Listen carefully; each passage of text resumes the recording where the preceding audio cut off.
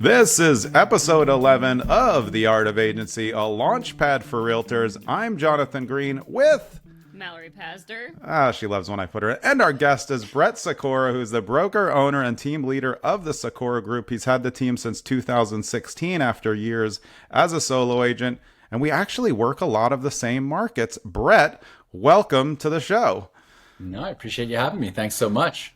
Yeah, absolutely. Let's actually start with that because you and I have talked and texted about this a lot over the years. We both work at the same brokerage. We both have big teams, and neither of us care. We like to talk to each other, right? Are we weird? I think that the industry standard would be for us to try to hate each other, but we don't have that happening. It's been working really well, and I feel like that's something I've experienced for the last 4 years with what we're doing at this company, where everybody plays a lot nicer over here. Yeah. Do you feel like the original thought of real estate was that it was more adversarial, and like hopefully people like us and our teams can change that? Yeah, I mean I've been licensed since 2007, so I came up and I had been at Weichert Realtors, I had been at Liberty Realty, fantastic company, but I always came through as like the new guy, the younger agent that wasn't allowed to knock on certain doors in the office and wasn't allowed to talk to certain folks. So I've always been the one that's like, be nice, be the person who can help out another agent, and it seemed to work pretty well for what we're doing here. When you started a team, did you have the vision of like what the culture you wanted based on the history of your time in the business? Yeah, so my experience, I think, is slightly different than a lot of people who have been, through the team side of things, where I came from a very large team. I was in another team, and I broke off in 2015, which was a very difficult decision for me to make. And I was like the right-hand man. I trained the salespeople. I did everything. And the last thing I wanted to do was leave the team. But I knew that there were certain things that were happening to me, not just ceilings that I was hitting, but there were like disagreements that were happening over the way commission should have worked, or when buyers came back around for the second time and then they went to the listing agent. Like we were following the MREA KW model, where it's like buyers agents only work with buyers. They bust their ass and get beat up for years. And then when the listing comes back, they get a 25% referral and the listing agent takes the listing. And I'm like, well, that stinks, because you're really out there, hunting things down. And then you're just never off of that what do they call it? The rabbit wheel or rat wheel. So rat race. I thought it was the hamster wheel, dude. I thought it was hamster. The hamstery rat race. It's a hamster rat wheel race. So you never really get off of that. And that was my issue.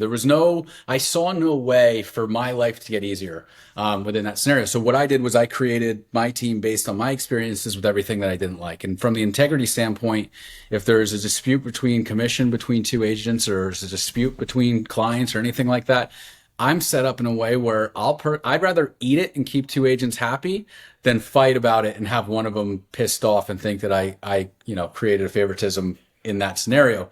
That goes a lot longer for me, a lot further on that side of things. And then the other thing that I did that works really well is I don't claim anything in my name, and I don't think you do either, the way that I've seen your circle. Just my own business. That's it. And that's unique. You know what I mean? That was one of the things, honestly, that attracted me to Jonathan's team, where he's like, look, I want you to build your own brand. So the fact that you said that, and I don't think people realize, how important that is, right? Like that, you as a team leader doing that just says a lot about, I think, who you are in coaching your agents to build their own brand. Yeah. We're still going to tie back to me, and there's a lot of my name's still in it. Streamline's still in the things that they're doing and stuff. But it's that like, you can build a business within our business. We're going to enhance you growing a business. We don't want to make you grow my business bigger. Like, it's just a different mindset around it. And that's so yes, that's how the whole thing was founded. That's how it was created. It was based on experiences that I had, and I just jotted down what I didn't like and recreated it. When you're looking for team members, what's the most important thing that you're looking for as a team leader when you're hiring agents? I like people who are going to do what they say they want to do. Accountable. Accountable with integrity. I don't set, like, our minimum standard is we want the agents to sell one home per month. It's like Yeah. sell 12 homes per year. That's what we look for. I don't care if you sell, I do care. I want you to sell 500 homes a year. But, That'd be nice. but I'm not going to make you wrong if you sell 14. I want your goals that you set to be attainable for yourself of what you're going to be doing in the next 5, working days. I want your next 90 days of on your calendar to be something that empowers you day in and day out. I came up through the Mike Ferry organization in 2007 through 2013, and I was really just I was that square peg, in a round hole where it's like, do it the Mike Ferry way or it's not going to work. And I don't believe in that. So our whole mentality is, listen, you have to be in daily conversations with people. You have to be following up with your CRM. You have to be working like you have to be showing up to appointments before the appointment's supposed to happen, getting to open houses 20 minutes early to make sure that you're all set up when the buyer comes in. Those are non-negotiables. But when it comes to whether or not you're going to make 20 contacts a day or you're going to make 10 or you're going to make 40, I let you set that. And that's a goal that you set yourself. And whether or not you're going to do that is entirely up to you.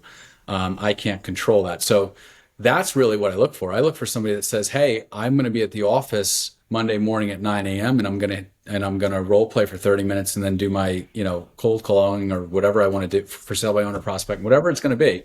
I'm going to hit 20 contacts and then I'll go on to my next thing. And what I look for in an agent is somebody that can do that.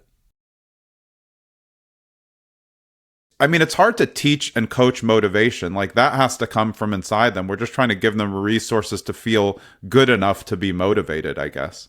Yeah, 100%. Yeah, we feel that. And we see it too. Like, I geek out on data on that side of things. So like, if I look at, the first half of March, for instance, we were absolutely ripping. We tracked new deals and we had so many new deals into contract. And then the second 2 weeks dropped off. And Karen and I went away last week and I said to the sales managers, I'm like, guys, figure out why that happened, what caused that to happen, go look at the data, and then let's talk about it. So when I came back, we had our meeting yesterday morning, and sure enough, when the deals started to pop, they stopped on their outbound phone calls, the number of attempts and everything happened, and like they fell off what was working through January and February, and they slowed back out. So like we know we need to worry about like what you're doing in the 0 to 30 days, and then the rest is going to kind of snowball from there. And the problem with a lot of realtors is aside from it being hard, is they get the deals accepted and they feel the income coming in 45 days, and then they just stop doing what they did to create those deals.